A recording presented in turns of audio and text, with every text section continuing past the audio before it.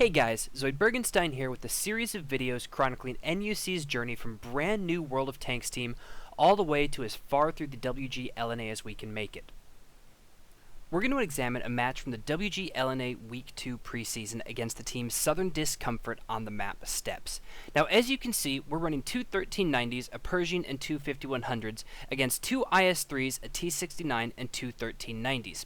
Something a little different today, we're going to take a look at Serh's perspective on a 1390 since we've been looking at exclusively my 5100 perspectives. Steps has been by far our weakest map in the preseason. We haven't actually lost a match in any other map, though we did tie one on Ruinberg, but we dropped 2 of our 5 games on Steps. Now Southern Discomfort is a good team, and we do a couple things wrong here that probably could have helped us get a more decisive victory. We're going to take a look at exactly what we did right and what we did wrong on this 1390 in hopes that we can get better on Steps in the future. On most maps, our initial goal is to use that 1390 to get some spots so that the rest of our tanks who can do a little bit more damage can get some early shots in it and give us an HP advantage. To achieve that, we're going to send the 1390 up to cross this hill and then peek into the valley. The goal is get a couple spots, as he just did, and then have our tanks sitting back be able to put some shots into those tanks that he just spotted. It's very important when spotting on a 1390 that you don't trade damage. When you peek that hill, even if we get a shot into an IS-3, if he gets one back into you, not only is that IS-3, especially in this comp, going to do more damage than we can do to them, the percentage of damage that we receive is going to be much higher on a 1390 compared to that IS-3. The next big portion of the match is going to be spent posturing for position. Looking at our team compositions, our beefiest tanks are our 5100s. They have 1400 hit points and they do about 300 per shot. Now they are auto-loaders, so we're going to have very high spike damage, but we aren't going to be able to sustain that. Their IS-3s are actually a fairly strong counter to the 5100s. If we try and engage those IS-3s first, they have 1500 hit points, meaning it will take 5 of our shots on average roll to down them. That will only leave us with 2 shots from the 5100s to move on to the other tanks. We really don't want to give them any more advantage than we have to. Additionally, if we get into a trade war where we're taking one shot into them, they're taking one shot into us, we're going to come out at a disadvantage there with the extra high alpha of those IS-3s. And that's actually something that we struggle with. Our FPS background makes us really want to peek and push aggressively sometimes, and that's just not always the right decision. In this match, you can see that we've landed 3 shots on them, they've landed 2 shots on us. So we do have an HP advantage, but it's really not as big as I'd like it to be. I would like us to do a better job of getting spots, taking the shots that are available, and not pushing into a chance where we may take an extra 3 or 4 shots, which you'll see in one of these other matches we'll break down.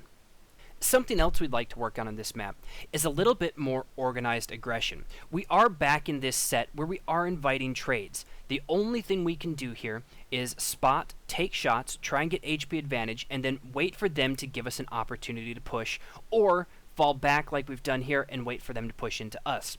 Watching some teams like Navi, who is a fantastic World of Tanks team, they can do a lot more effective pushes than we're capable of doing right now. If we can manage to do that on a map like Steps effectively, we really feel like we would be a much stronger team and would be able to open up our options instead of seeing us sit back in this defensive set for so long. At 3 minutes into this match, we're going to start looking for an opportunity to push.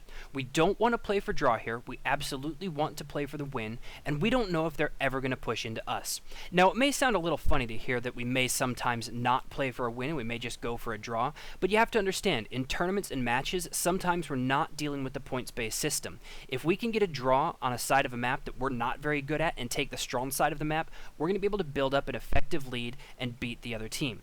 In this preseason, with victories counting for 3 points, draws for 1, and losses for 0, we don't feel that a draw is ever something you should play for unless you have no chance of the win. You should always go for that Hail Mary or Lotto win because you're probably going to get more points that way.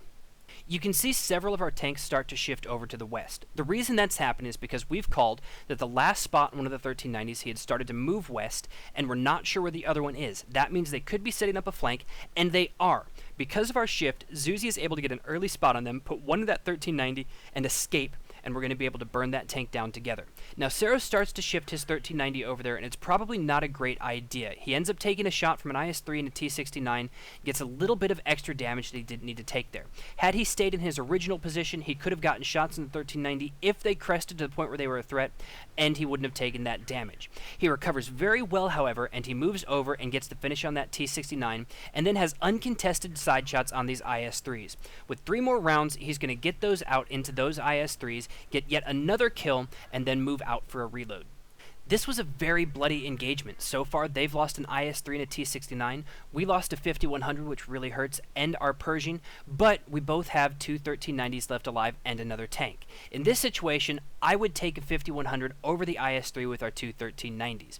It becomes very important after an engagement like this to be able to reset our engagement. Unfortunately, we end up losing Nafe there, so now we're in a 2v3 situation. Their IS-3 still has 85% hit points. That's a lot of HP for us to get through, and both of their 1390s are weak. So we need to figure out a way that with our two autoloaders, we can burn these tanks down within one magazine each. In order to do this, communication is hugely important.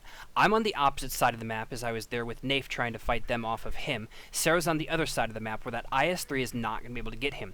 We engage the IS-3 with both autoloaders putting shots out into him, and I need to get some damage out there on that 1390 as he comes. Serh's able to finish him off, and we've just turned that 2v3 into a 2v1 with only one 1390 and two T1s left.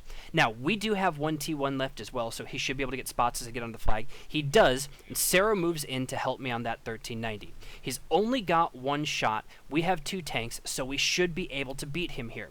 Now, we make a little bit of a mistake, and we're going to miss a couple shots.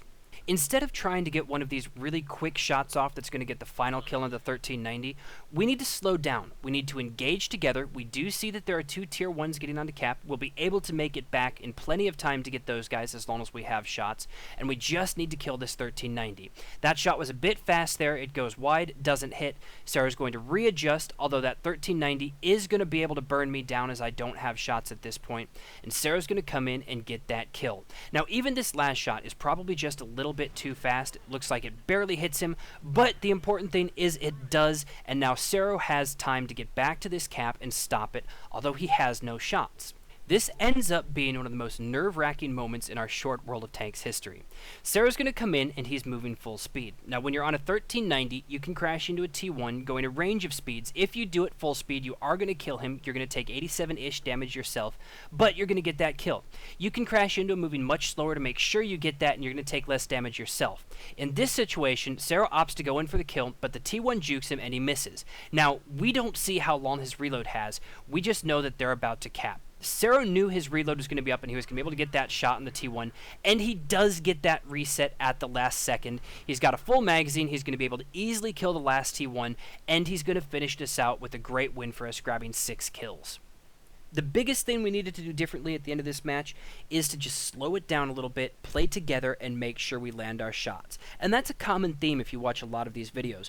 We're used to playing first-person shooters where you can go into a room and just based on skill alone, knock some people down with headshots. World of Tanks is very different. You have to play with synergy, you have to play with teamwork, and oftentimes you do have to play a very controlled fashion. So guys, if you like these, please like and subscribe on YouTube, follow me on Twitter, and help me spread the word that these videos are going to be coming out 4 to 5 times a week and get some more people watching them. Thank you guys for watching, and I will see you in my next match breakdown.